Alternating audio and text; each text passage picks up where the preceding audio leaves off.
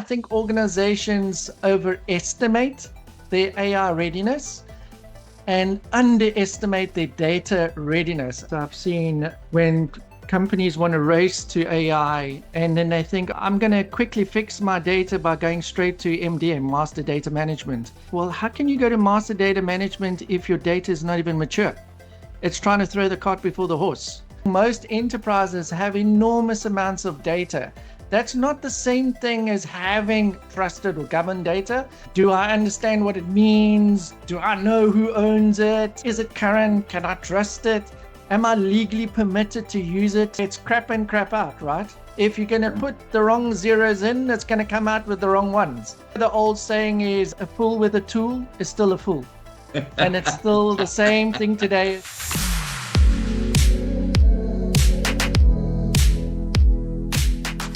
Hi, everyone. It's Daniel Kube here. Here's another edition of Executive Conversations. And today, we're lucky enough to have Ronald or Ron Powell. I like Ronald, more regal. Anyways, it's a very cool name.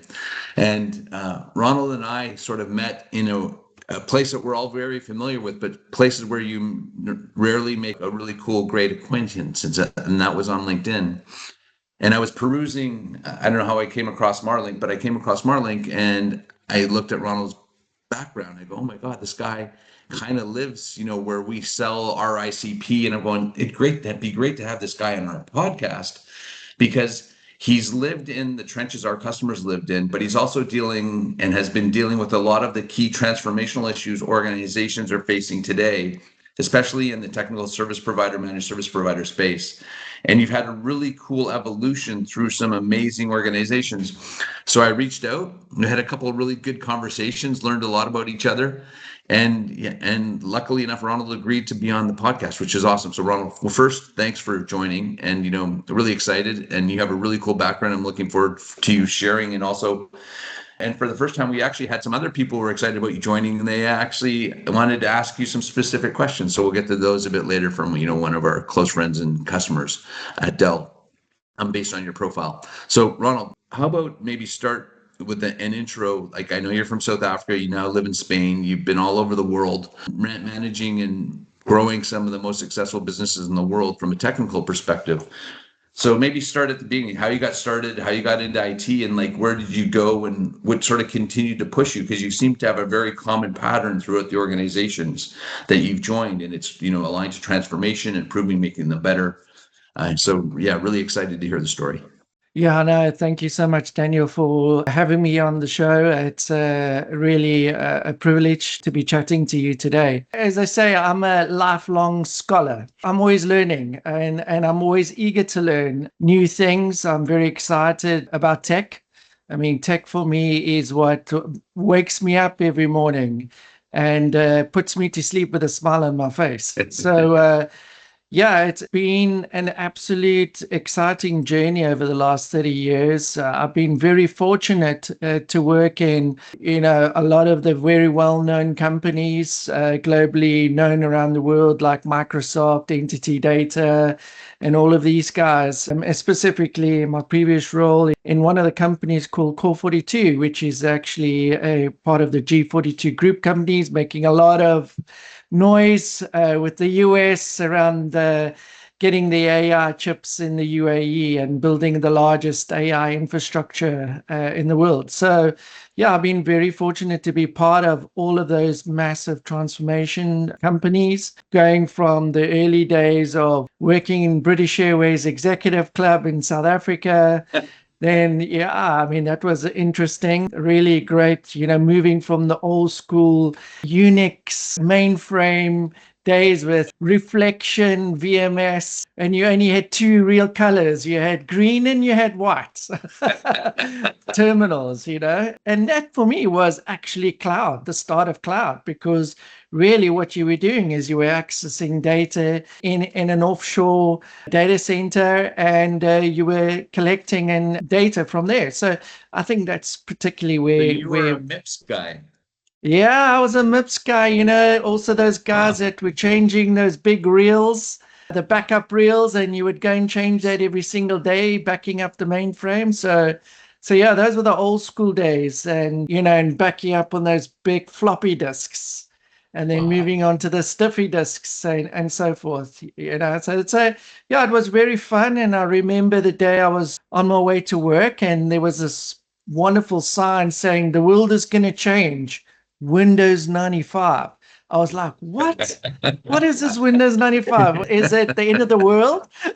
I was like completely flabbergasted. And then, yeah, that was the launch of Windows 95. And it was really exciting. And I had the privilege to actually migrate British Airways Executive Club at that time from Novell to Windows NT, and moving all the terminals to Windows 95. It was quite a daunting task. I mean, I remember, I think I had about 95 stiffy disks that I had to stick in to upgrade. Yeah. And when you get to stiffy disk number 90, disk error, start again. Yeah. And you've just sat there for 3 hours waiting to upgrade after disk after disk. So yeah, those were the fun days, eating a burger and a milkshake and just watching that disk scroll along and tickering through. Yeah. So it was fun time. I may still look young, but yeah, I believe I've gained the stripes and the experience going through all the stages of the different technologies, all the way from Windows 3.1 and terminals to 95 to 98 to 2000 NT. And you name it, even onto the exchange times, from MS Mail. If you remember MS Mail, it was the old post office system, from MS Mail to Exchange 5.5 and all the way up. And yeah, and I had the privilege to run the Microsoft sort of transformation for one of the big banks called Standard Bank Group, where we had to really transform everything from the old Exchange MS Mail all the way up to 5.5 to Exchange 2000 to Exchange 2003, those times. And we also had the wonderful system of a fax system that used to send out online faxes, and then we had BlackBerry. Then BlackBerry came out. We had the BlackBerry servers. And then BlackBerry died, and yeah, so went through a lot of that stuff. And then, I went and worked for a company called Group 5. It was sort of an outsourced through a company called Ultron. And I was leading their entire IT as an outsource partner for managed services. We were sort of also transforming their data center. They were a very unique company because all their business was remote, off satellite. And actually, this is where I got quite involved even in Standard Bank. I mean, the banks between Africa were all run through satellite. There were nothing like dark fiber and these wonderful high-speed internets in those days. We had dial-up, like these analog dial-ups and all of these type of things. And you had to deal with those with huge latency. How would you deal with that? And we in Group 5, a lot of their projects were in mining companies throughout Africa. And we had the concept of, at those stages, I'm talking now over 20, 25 years ago, where the concept of data center in a box. So we would actually build the data center. It was a small miniature rack of servers with backups and all of these things, and with a satellite dish snapped on the edge of it. And we would shift that from mining site to mining site, because they used to do all the maintenance for the mining site. So it used to be like a 2-year or 3-year contract, and then you would shift it to the next. So you had these movable data centers, I mean, talking 25 years ago. And that was a hell of a task, because you had probably about 50 or 60 of these happening all over Africa. So you had to manage all of these things, send out field engineers, make sure that things get picked up, nothing gets left behind and needs to get reconnected again. And it was a lot of fun. I learned a lot of things. And then I got headhunted by Microsoft. And I was asked to get involved in those days, the Active Directory Infrastructure Premier organization. And I was talking to my manager, and he was like saying, Yeah, we've got this idea of setting up like an IT service management concept. And there's a guy in the Netherlands called Rob van den Berg, he's really been punting this idea. Would you be keen to build up this practice? And I was like, yeah, I really like IT service management. I'm pretty much been in the ITIL fan base for quite a while and been really driving call centers and those type of things. And we started up this practice, and over the last 7 years in Microsoft, we built up a practice that went way over to almost $900 million globally. Oh, nice.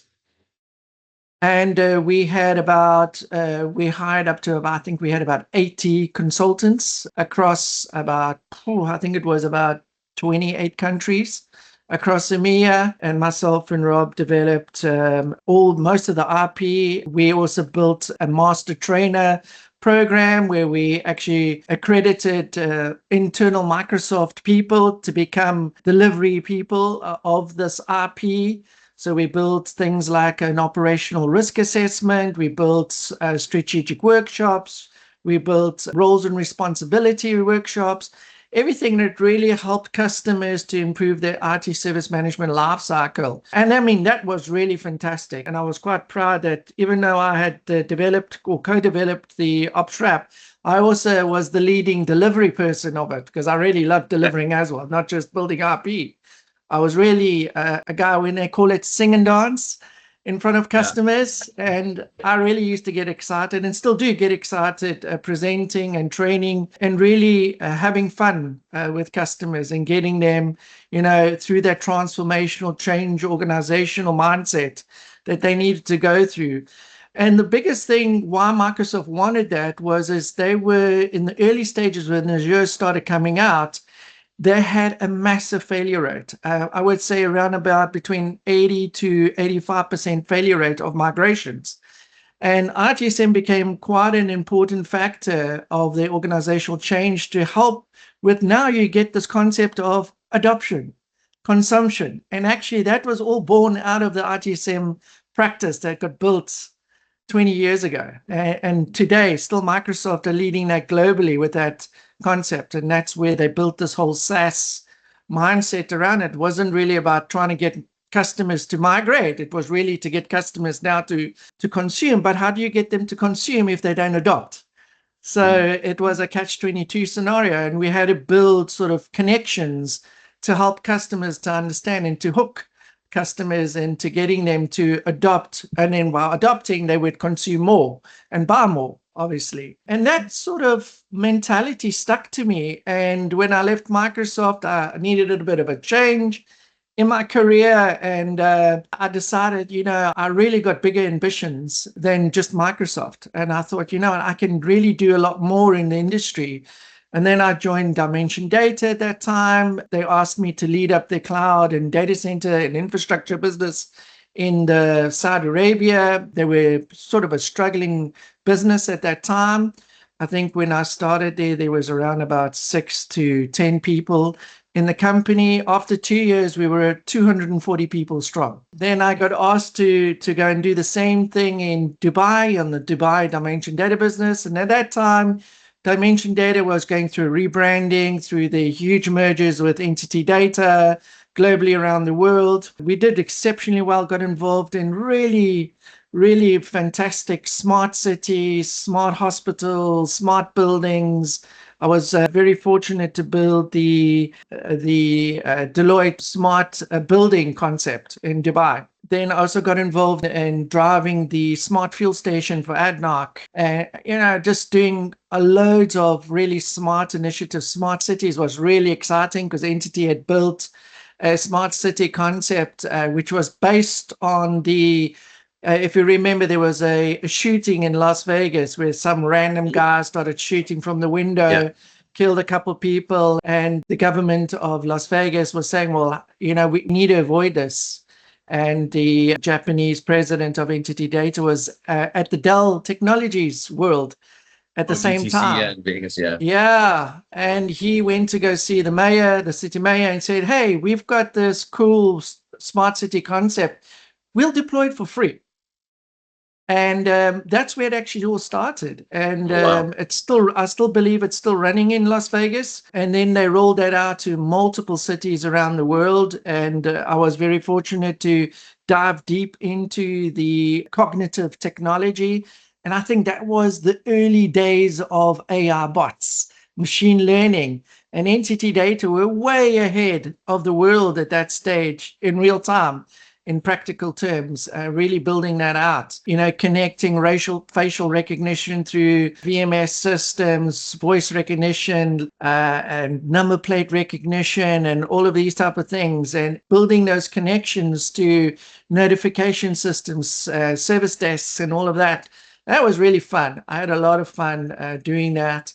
And then I got my boss at the time, the managing director, moved over to Core 42. And he asked me to join him there. And he said there's some huge transformation happening in the UAE. And it'll be great if, I join him. And yeah, I ended up being there for I think it was nearly 6 years. Been very fortunate to be involved in the startup of the sovereign cloud with Azure, building the first real sovereign public cloud with Azure in the UAE. And today it's grown significantly. They've built up the same in Ireland, France, all over the show. I think it's now in about 8 or 10 countries now. So they've expanded quite significantly. And then I thought, well, you know what? I needed a little bit of a change in maybe a different industry and leave the Middle East. Something was telling me it's time to leave the Middle East after being there for nearly 16 years.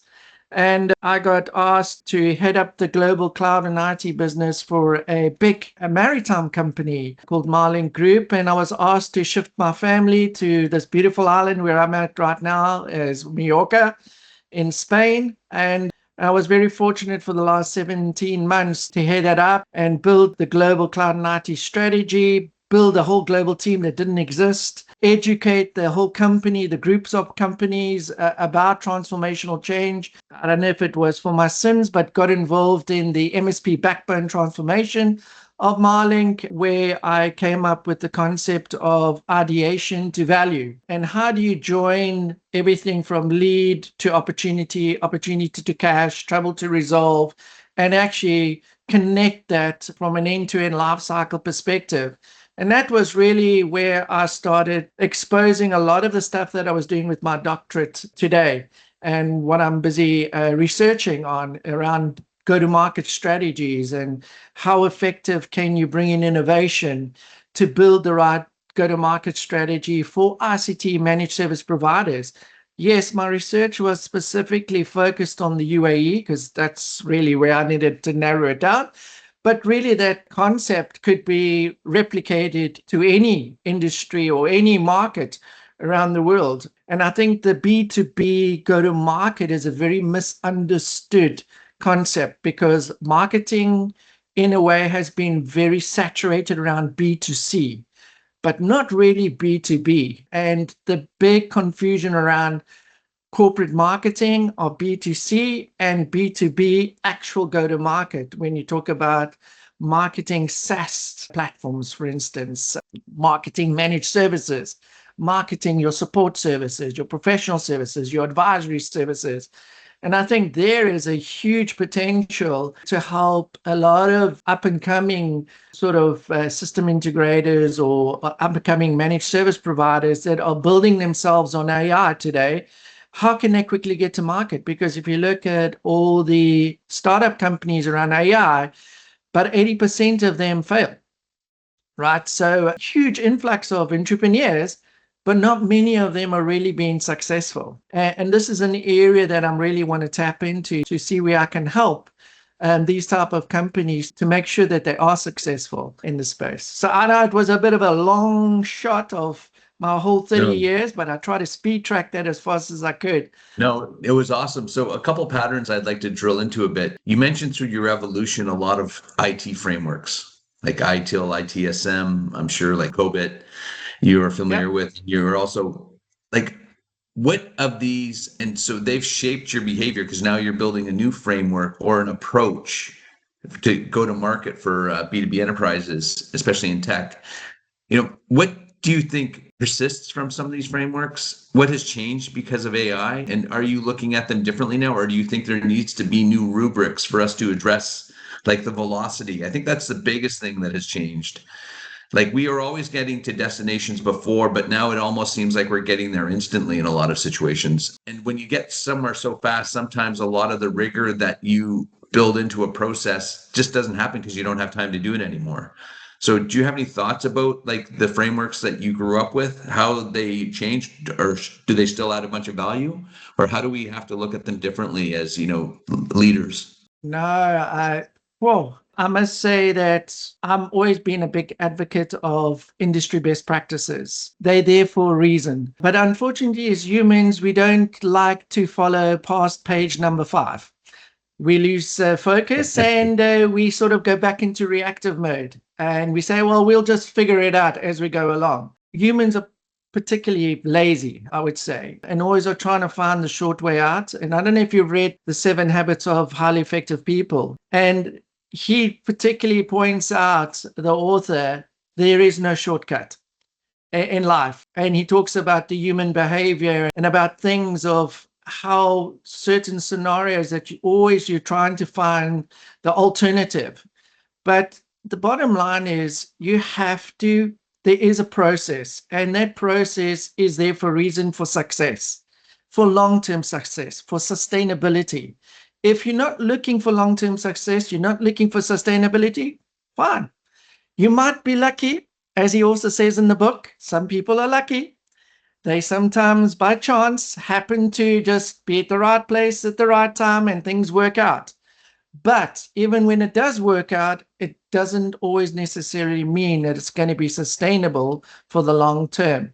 So my view is, in what I've learned and in a lot of the organizations that I've seen, and I think NTT Data was a very good example of that. I like the Japanese mentality. They always think 25 years ahead and more. They look for the long term. They don't look for the short term. And NTT Data has always had that vision. Now they're the largest system integrator MSP in the world today. I think they've got about 244,000 employees around the world. I think I can't remember, lost track of the revenue that they're making now because they're making so much. But I mean, seeing the evolution of ITIL, we are now in ITIL 5, where it is incorporating AI governance. How do you take those learnings from ITIL 2, 3, and 4 and now incorporate innovation of AI into that governance? If you really look at it, there's still a lot of the fundamental building blocks that still remain. Nothing has changed much. You're just bolting on and making a few tweaks on how to do that. Same when you look at COBIT around corporate governance, IT governance of GRC and all of these type of things, or you look at TOGAF, for instance, you look at Six Sigma, you look at all of these practices, even Safe Agile, for instance. How do you incorporate all of these industry best practices and standards in one common end-to-end story? And that is what I call is encapsulating the solution selling story with all of those best practices together. I know that sounds extremely complex and extremely crazy. And I think that is exactly why I've built a framework. What I call today is the Offering Value Lifecycle framework. And that Offering Value Lifecycle, which I call OVLF, incorporates all of these best practices together, but puts it in a very practical story solution selling mindset process of how do you handle a buying behavior of a B2B? What is it that they're looking for? And I was just watching a podcast just before this, where even though AI is there, people still want to talk to people. People still need somebody to explain it to them in layman's term, like a 5-year-old sometimes. AI typically tends to translate things into very, I would say, complex, very high academic or so. But yes, you can put some prompts in there to say, hey, change this into talking like I'm talking to a 5-year-old. Okay, fine. but it loses the human touch. It loses the emotional portion of that. And that is where I think is the gap. Yes, we can leverage a lot of AI to help orchestrate and automate a lot of those processes in the back end, but there's still going to be at certain what I call milestone gates that needs human intervention to lead the AI into those right paths that it needs to go into, the yes and no decisions. Yes, AI can make those, but at some point it takes a human rationale. Yes, you've got AI rationale, but it's not human, I would say, emotional rationale. Yeah, I think Looking at a biased face, yeah, I think solution creation now is so radically different because you mentioned like the humans are lazy and these frameworks have all these steps that a lot of times people only get to page 5. AI is great because AI can go all the way to page 700 and follow or say it's following every step. And so as a result, some of the things that I've been building are harnesses that are actually doing different things for our B2B marketing go-to-market events. And the problem is when you tie different skills together that say do governance on this and then take it to this next step, the thing that I've found is, yes, we're creating these comprehensive chains for decisions that are allegedly following, and I say allegedly following, these old rubrics or skill sets that are high value. But the interesting thing is the human in the loop dimension, because people are creating so much content, the lazy now moves to a different part. The lazy moves where people just accept verbatim the output and realize in between each one of these links on the chain, there's a risk of hallucination.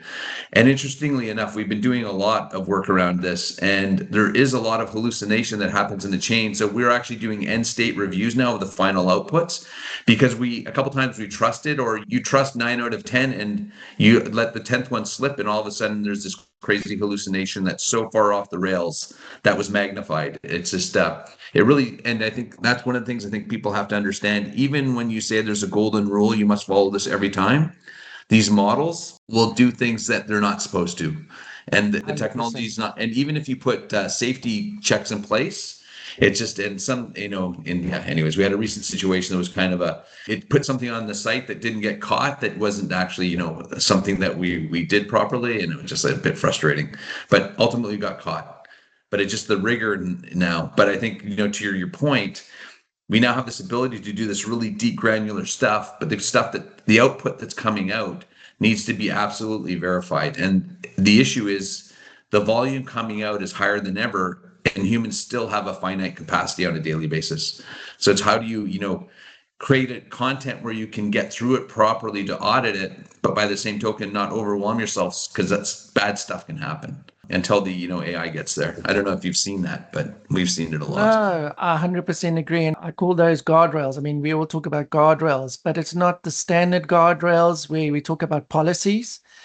These are actual real guardrails that guide the AI to ask the right questions and actually bring it back from hallucination and say, have you really checked yourself? And this is where I talk about those frameworks, right? It's taking them back to the reality and saying, okay, cool, you had this opinion, but how does this translate to these guardrails that are put in place? Have you gone off track or haven't you gone off track?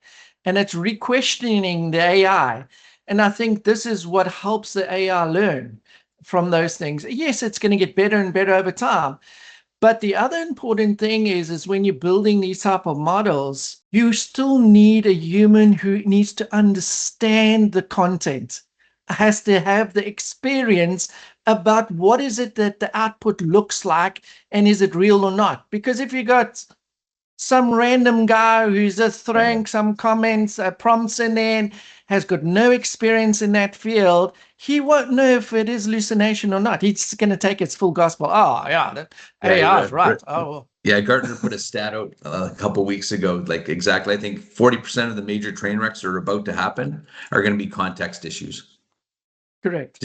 And they're going to be massive train wrecks. I mean, and that's how come like people need to slow down, because the problem is if you blind trust, it's so easy to become so trusting so quickly with these tools. But I mean, you got to get burned. It's like, when you learn to touch the stove when you're a kid, oh, it's red. Is that hot?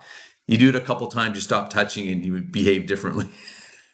No, absolutely. I mean, no, 100%. I mean, I remember working on a project for BMW a good couple of years ago, where I was working on a project where they were bringing automation, a lot of the IoT stuff into their plants. And I worked on two really interesting projects. One of them was predictive maintenance on their robots in their plants. They all rushed in to put all these robotic arms to go and build out all of these vehicles.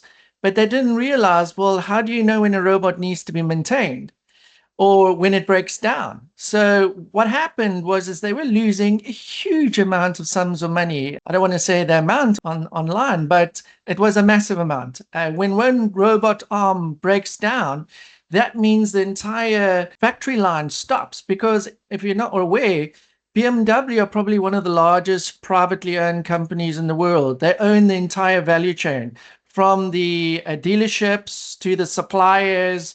They own the whole lot, right? So, and as well, when you go and purchase a BMW, a brand new BMW, every BMW that gets ordered is custom. And it goes custom into the factory line, which means that every BMW, or say a 3 Series, is different to the one behind it. So that means if one stops, it cannot continue with the other one. So you can imagine what sort of outage that has. So we built in, and it was the first when the IoT Hub came out in Microsoft Azure. Those days, I had 2 developers. I'm talking 18 years ago, when they were first testing IoT Hub.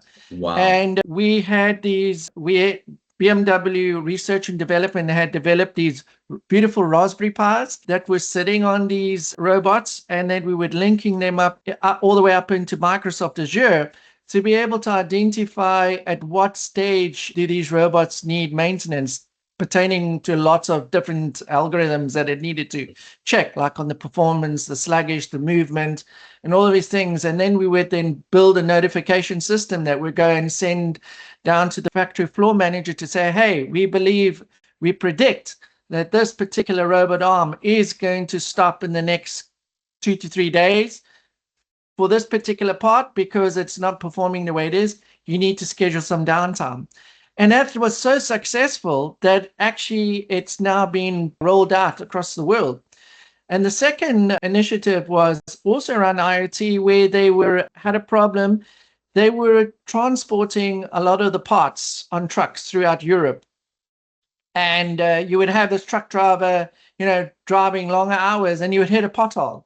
And he wouldn't realize that one of the parts would get damaged when he hit the pothole. So the time he would get to the factory line, they would unroll it and they would realize, oh crap, sorry, excuse the pun there, one of the parts is damaged, we need to reorder it. And that would also stop the factory line and cost him significant amount of money.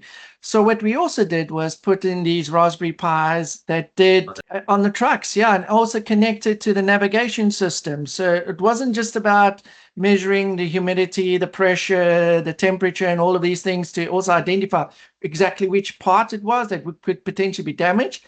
We were also doing further than that to also understand where is the truck driver driving so that they can avoid that pothole next time as well. For some people might not understand what a Raspberry Pi is, but it's an encapsulated unit that has heat, temperature, motion, and a small computer on board, and it has an interface so you can attach to IoT. So I guess Correct. That was judging for impact, because that was the big one probably, and maybe even temperature. Yeah. But anyways. Yeah, it would connect up to what we call a little gateway server. That gateway server would be connected to a 5G sort of mobile device that would then connect you up to the Azure tenant of BMW. I mean, that saved BMW also a massive amount of money. So we also were able to reorder the part, and it would be flown before the truck would actually arrive over there. So, and that was amazing. I mean, it was, and we had to present that in Munich, and the guys were completely blown away. We're like, well, how did you do that? And we were just playing around and we figured it out, wow. And that's really what it is. And I think also with AI, people shouldn't be scared. They shouldn't be scared to play with Claude and OpenAI and DeepSeek and all of these wonderful models that are out there.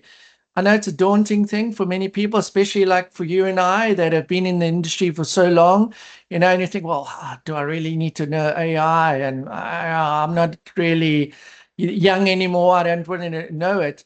And actually, it's quite fun. It's not that difficult. And actually, the more you get into it, there are fun things about it that actually you can start to pick up. I mean, you can make movies. I actually had a interview the other day where I had to present a use case, and I actually created an AI podcast of my use case with AI, just to listen to what it would come back. And it was actually amazing. And I was like, wow, is that actually the work that I actually had done? And it's actually talking back to me. When you don't hear it yourself, you think, well, did I do the right thing or not? And now when it actually replays back in a podcast view, it's actually amazing. And you like say, well, I actually do make sense. Yeah, it's crazy. Like I mentioned that harness I was building yesterday. I think in about 3 hours, it did the work would have probably taken 3.5 months.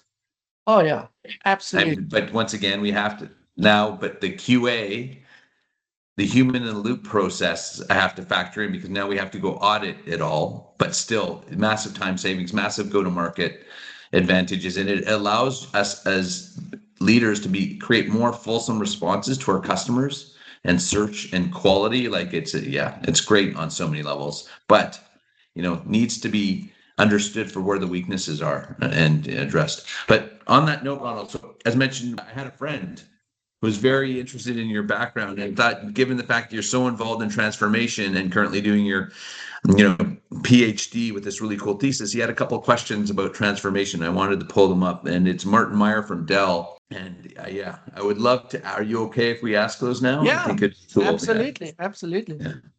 Okay, so this is Martin Meyer, and he is at Dell in Germany, and he helps support Atos globally. And he was asking a couple of questions.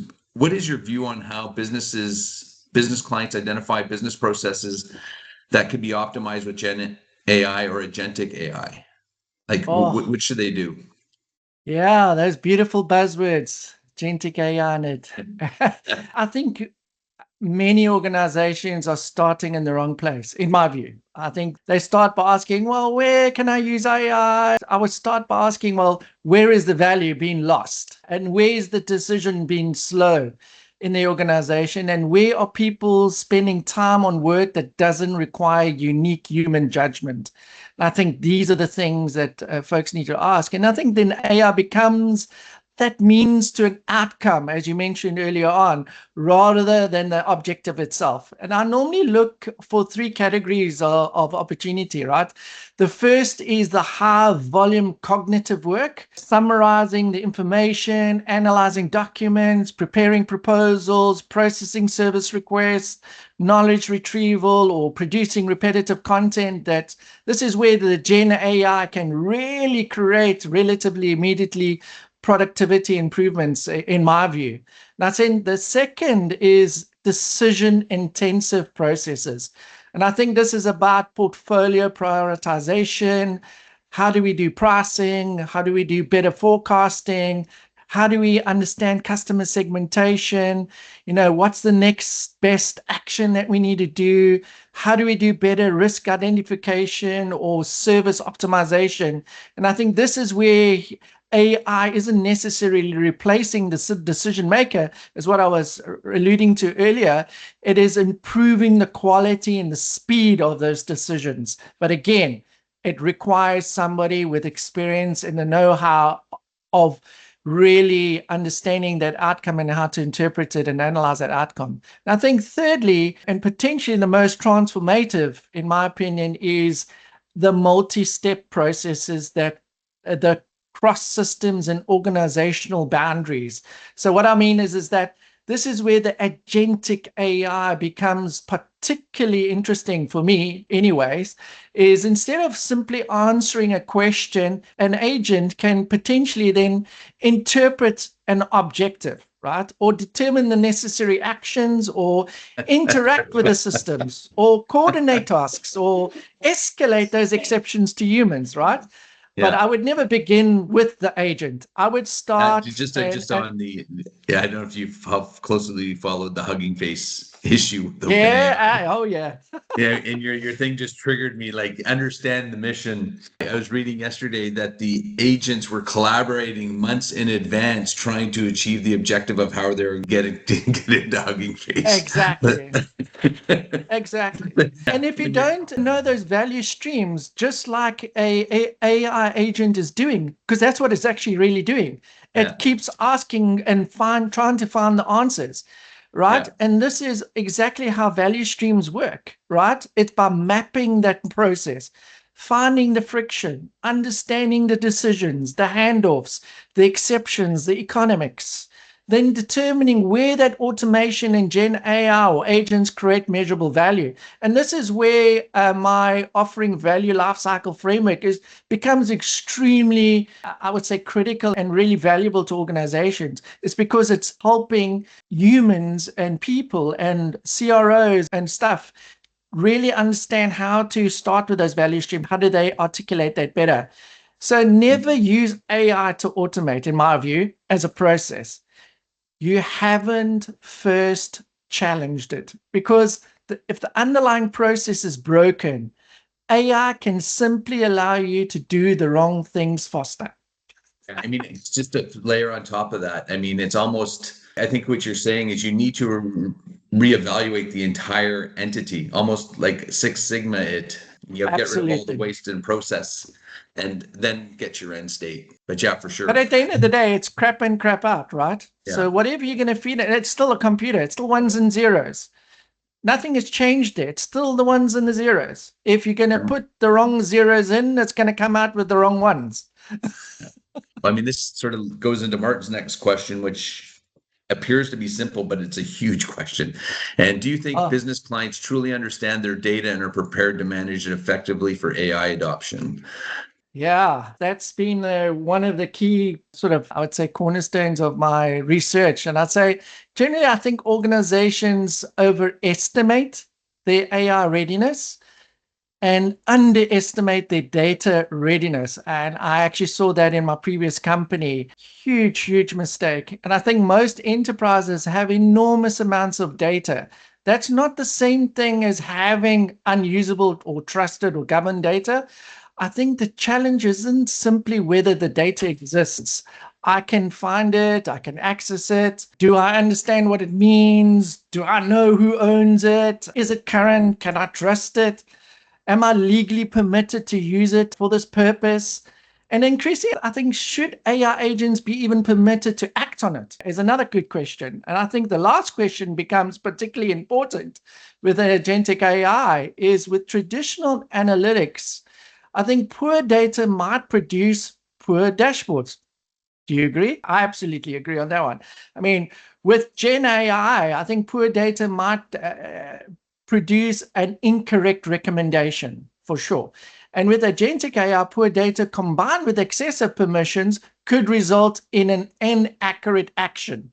So the governance required increases as we move from AI that informs the AI that acts. And that is why I see AI readiness as much more than a technology assessment. It includes data governance, identity, security, architecture, process maturity, regulatory requirements, and organizational accountability.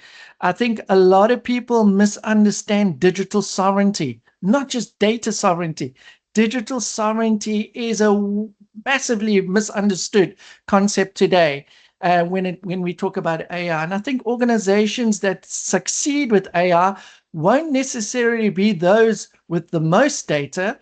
I think it's the organizations with the most trusted, contextualized, and governable data, in my view. Yeah, well, I think there's a couple things to the data piece, right? I think, one of the things that, organizations talk about is instinct and gut. And you alluded to it earlier from AI perspective. This context, not all data is equal in the value it gives to an organization. Absolutely. An AI sometimes will go down, the concept of true north and magnetic north. If you go to true north, you end up on an ice floe. If you go to magnetic north, that takes you to the North Pole. And that variance and understand that difference in the data. And some data sets are incredibly valuable that organizations, sometimes that's their gut instinct. And sometimes AI or analytics or just traditional BI or OLAP will uncover interesting patterns. But I think one of the things people need to understand is they need to understand, how did the AI validate and weight the value that data really has and the impact it has on the business. Because just because data exists doesn't mean it's having an impact on the outcome that you're trying to achieve. And I think there's a lot of thought that needs to go into that, and validation, right? The context, it's that the business context is essential. And a lot of times just throwing in AI at it without context is really dangerous. No, 100%. I mean, through a lot of my experience, I've seen when companies want to race to AI and then they think, oh, well, I'm going to quickly fix my data by going straight to MDM, Master Data Management. And I'm like, well, how can you go to Master Data Management if your data is not even mature? It's trying to throw the cart before the horse, and it goes into a massive loss in implementation. And at the end of the day, you start realizing that I'm trying to fix something that is unfixable because you didn't fix the root cause.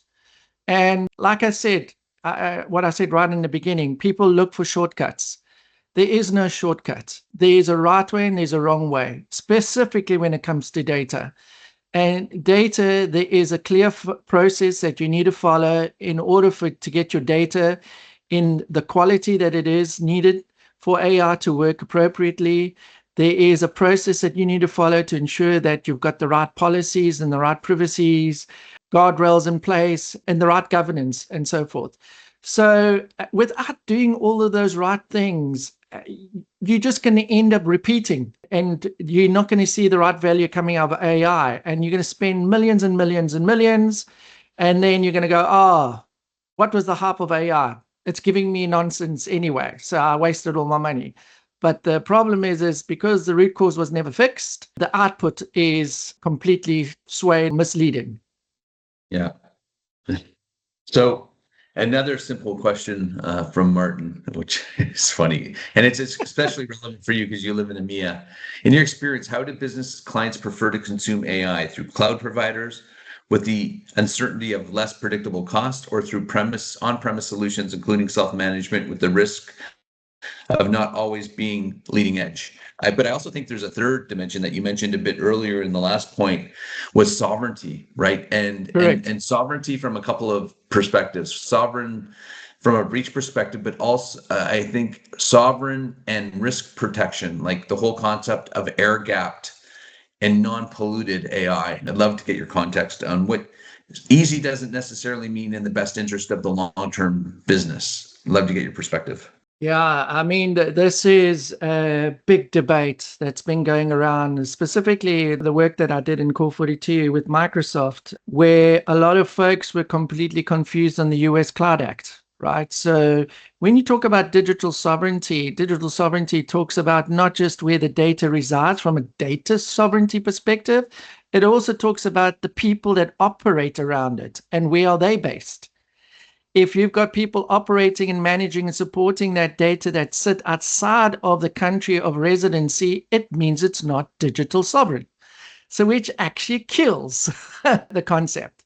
So, and Microsoft are not the only ones dealing with this problem. We've got AWS, we've got Google, we've got IBM, we've got Alibaba, Oracle, all of these folks that are really facing the same challenge around this space. And I don't think this ultimately becomes a cloud versus an on-premise debate. I think it's an enterprise AI architecture of the future is going to be, in my view, and I've always been saying this for the last 20 odd years, hybrid by design. If you remember the concept when Microsoft Azure first came out, and everyone believed that everybody's going to move all this stuff to hyperscalers, we're all going to lose our jobs, blah, blah, blah, and it's cloud first. And I think that now even Satya Nadella has even admitted that, I think it was about 5 years ago, where he said we're living in a hybrid by design world.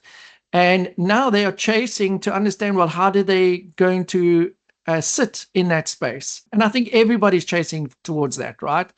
And I think cloud AI has enormous advantages when we talk about rapid innovation, access to frontier models, elastic compute and managed services, and also the ability to experiment quickly.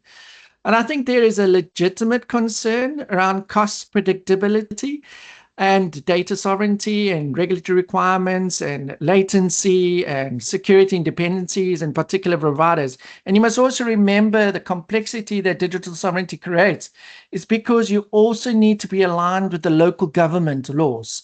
You cannot just implement a digital sovereignty on a technology platform without the buy-in and the support and the actual mandate by the local authority regulator. So I think this is what creates a lot of the confusion. And I think the on-premises or private AI gives organizations, I think, a greater control over data, infrastructure, the models, and also the potential economics at predictable scale. But again, a lot of people have moved away from their own data centers and have rushed to hyperscalers, and there's no longer a lot of people who understand how to build on-premise data centers anymore. So now you've got that gap. I said, but then the control comes with responsibility, I think, at the end of the day. And I think you need GPU infrastructure. How do you get hold of that? I was talking about it earlier on, where Core 42 has spent now the last, I would say, 3 to 4 years fighting with the US government and the Congress to get a license to get those GPUs into the UAE. And now they're at the top tier of getting those GPUs in. And I also think about platform engineering and model lifecycle management, security, observability, and also specialized skills. And you have exactly the challenge you mentioned, keeping pace with AI ecosystem that's evolving incredibly quickly. So I wouldn't ask a CEO or a CIO or a CTO to choose one. I would say I would rather ask them, well, which workflows belong where, right? And when you talk about sensitivity sovereign data, might require private infrastructure. And going back to what we spoke about earlier on around data, how do you distinguish different types of data? What is private? What is sensitive data, and what is open data? Because you don't need to have AI running on all of your data. Maybe you need only certain LLMs to run on certain data, but then that AI needs to run and have certain capabilities and certain guardrails for that particular data. And this is how you start controlling costs. A lot of people make a mistake is they will just run it openly on all the data, and then you land up spending huge amounts of tokens, and boom, there you go, you get sit with this huge bill at the end of the day. I think highly viable experimentation may make much more sense in the public cloud. And I think commodity AI capabilities may simply be consumed through SaaS. And then certain predictable high volume inference workloads could also eventually have compelling economics of dedicated infrastructure. Now, so some organizations will also consume models from multiple providers depending upon the different use case. So you could run a model in Google, OpenAI, Microsoft, IBM, or whatever, and then also have some models for particular data sensitivity on premise. And I was actually doing a lot of work with Dell actually on this and how to build that out when I was working at Core 42, and also with NTT Data as well. And I think some of the organizations will consume those models, like I said, in those multiple providers. So I see the architecture becoming more of a portfolio of SaaS AI, public cloud AI, sovereign or private AI, edge AI, and potentially on-premises models that govern through, I think, those common control planes. And I think strategically is therefore cloud or on-prem. It's how do we create an AI operating model that gives us innovation, velocity, without losing control of economics and data and security and sovereignty. That's pretty much the most important executive conversation, in my view.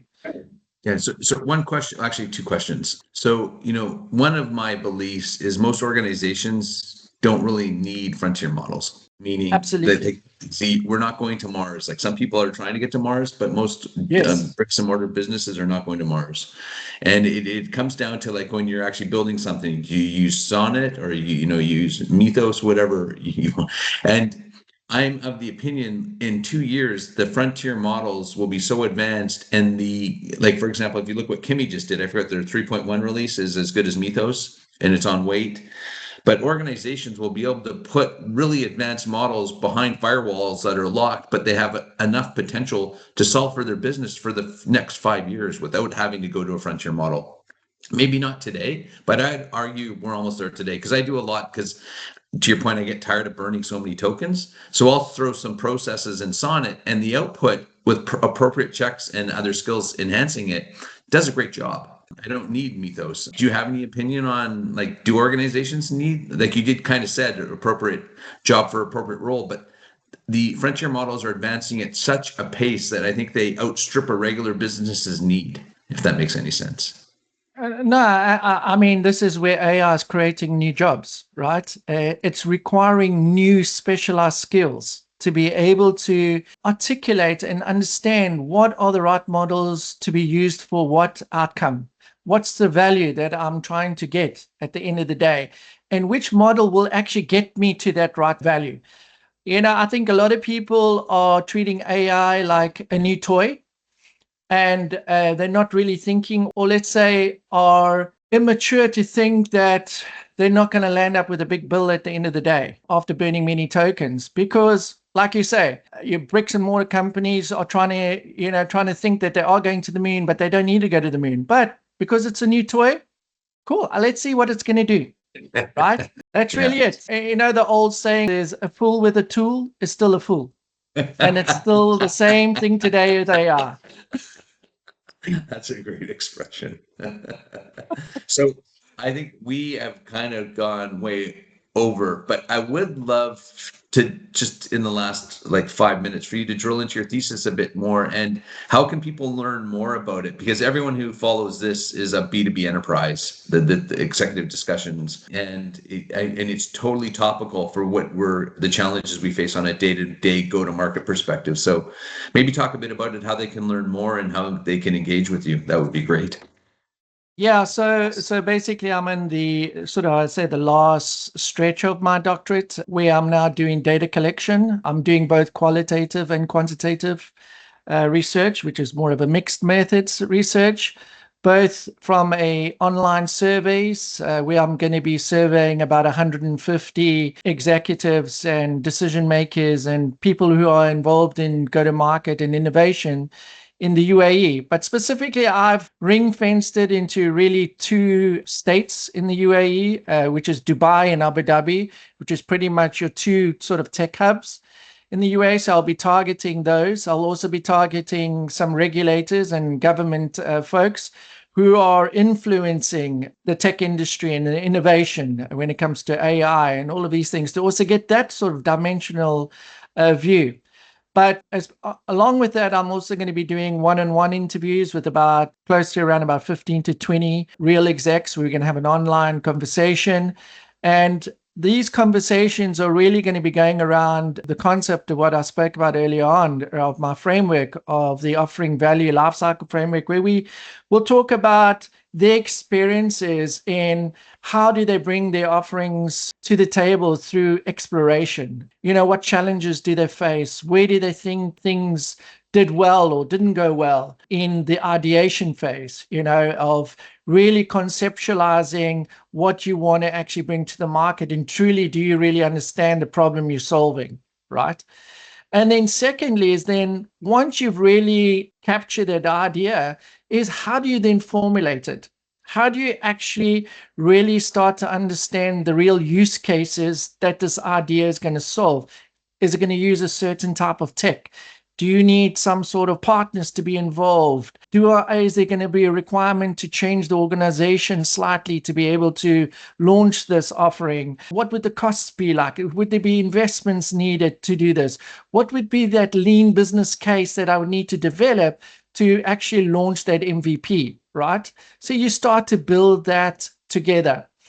And then thirdly is once you've actually gone through your formulation and you've sort of planted the seed into the market and you sort of give the market a taste of what you're going to bring, and you haven't actually launched it yet. And this is typically, I say it's the old AWS sort of marketing motion, where you sort of give the market a bit of a teaser of what you're about to launch, but you actually haven't even built it yet, right?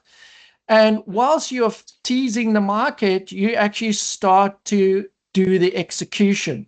Then what are the challenges and things that organizations face when they actually start to execute? When I'm saying you're not executing the launch, it's about preparing the organization to execute, getting your salespeople ready through the sales playbooks, your technical people ready, hiring the right people with the right skills and the knowledge to be able to either do the advisory of that offering, or the implementation or the onboarding of professional services of that offering, or how you're going to support that offering when it goes to the market, or are you going to be doing a full-blown end-to-end managed services of this offering? What type of people do I need to have? Do I need to have a system to be able to do that? And all of these type of things, right? What do my salespeople need to have? What are the incentives they need to have to sell it? And a lot of these things get missed through launch. Hence why I see a lot of failures in a lot of offering launches happen in the execution, because in most of the time that I've spent in my career is people spend a lot more time in execution, but without understanding the actual exploration and formulation. And hence the reactive mode, right? I need to launch something quickly. I need to execute. So I'm just going to spend time on execution. And they execute and they will try, fail, and hopefully it'll land. And the last one is I talk about iteration. It's about actually once the offering has been launched, how do I actually measure the value, the outcome? Did I really meet the intentions, what I ideated right in the beginning? How do I continually focus on upselling, cross-selling, optimizing, putting together some incremental programs of incremental increases or improvements to my MVP?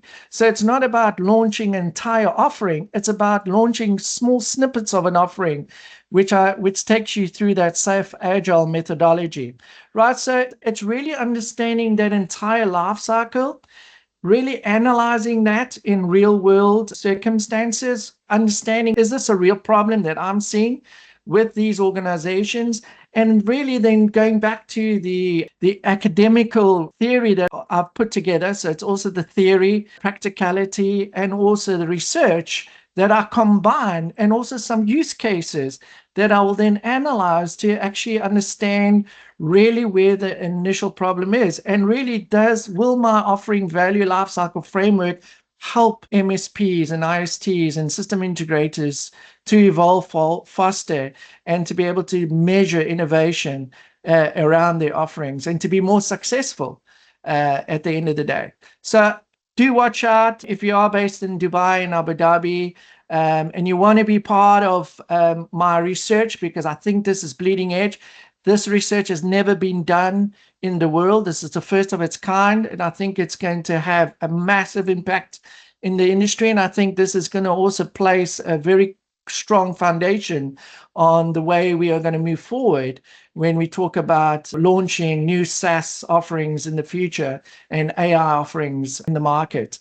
And how do we deal with regulation? Because regulation is also a big factor in my dissertation, is how do we deal with digital sovereignty and regulated environments? Because every country has, in their way or form, some sort of regulation they need to abide to. And how do they work with that?